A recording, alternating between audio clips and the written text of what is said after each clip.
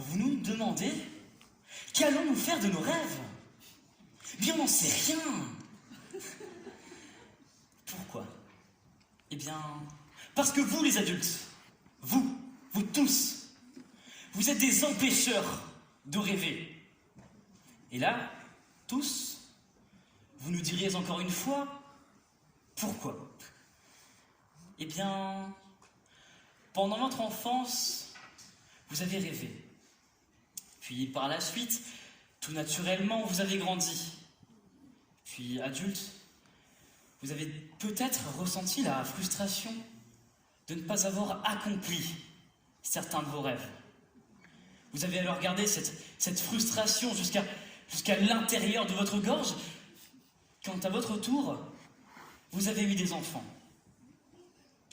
En voyant vos enfants, vous avez vu en eux l'enfant que vous-même vous étiez il y a bien longtemps. C'est alors que vous leur avez imposé vos conversations, vos goûts et enfin vos rêves. En leur imposant vos rêves, vous avez influencé leur façon d'être, au risque d'en faire eux-mêmes des adultes frustrés. Mais comme vous nous empêchez de rêver, on va rêver dans les nuages, non, dans les tempêtes. On va laisser exploser le cumulonimbus de nos désirs, de nos idées et de nos souhaits, pour faire tomber sur le monde une pluie arc-en-ciel, pour le repeindre.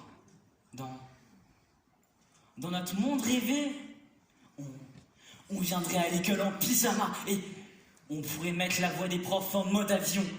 Mais on pourrait aller au collège en poney rose, mais ça serait génial, mais on pourrait aussi rêver de notre avenir, être riche, avoir une belle maison, une famille, une voiture, avoir un travail qui nous plaise et... Un travail? Non, moi je veux pas de travail. Moi je veux une passion. Moi j'aimerais être peintre, faire des tableaux, des expositions. Et puis si je n'y arrive pas à mes tableaux et mes expos, mais qu'est-ce que je risque? Au pire, elle m'a dit c'est un cauchemar et voilà. Mais d'ailleurs, qu'en est-il des cauchemars? Est-ce que les cauchemars sont réellement opposés aux rêves? Par exemple, la nuit dernière, j'ai fait un cauchemar. Je me retrouve dans un tribunal. On me condamne à mort. Puis, assez vite, on m'emmène dans une pièce vide. Personne. On m'assoit sur une chaise électrique. Puis la pièce vide se remplit très vite de monde, très très vite de monde. Tous mes proches venus assister à mon exécution. Je lis sur leur visage une expression neutre, impassible. J'ai l'impression qu'ils m'en veulent de quelque chose, mais je suis incapable de vous dire quoi. Soudain, tout s'accélère. Un homme actionne un levier. J'ai peur, j'ai chaud, je transpire. Je regarde une dernière fois leur visage et... rien. Une sensation bizarre, horrible, étrange parcourt tout mon corps. Je me réveille. À mon réveil, j'ai l'impression d'avoir senti la mort, mais je ressens avant tout un énorme regret. Je n'ai jamais dit je t'aime à mes proches. C'est ironique parce que je les aime, ils me sont chers, mais je ne leur ai jamais témoigné de cela. C'est peut-être même pour ça qu'ils me regardaient aussi mal. C'est peut-être même pour ça que j'étais condamné à mort. Du coup, ce matin, je suis allé voir les gens qui me sont chers et je leur ai dit que je les aimais. Comme quoi, ce cauchemar m'aura appris quelque chose. Là où les rêves sont des objectifs, les cauchemars sont les outils pour les atteindre. Mais, est-ce qu'on peut les atteindre, tous nos rêves? Est-ce que si j'en veux, je peux devenir un oiseau? Pas trop.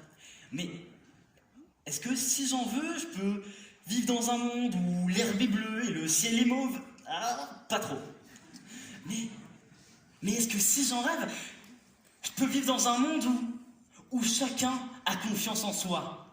Ouais, est-ce que si j'en rêve, est-ce que si je le veux, je peux vivre dans un monde où chacun est libre? Ouais, ça je le peux, ça je le veux et ça je le peux. On a tous des rêves dans lesquels nous évader, nous échapper, mais on a aussi besoin d'un cadre qui nous maintient dans la réalité. Ce cadre, c'est vous les adultes qui vous nous l'imposez, et il est bénéfique.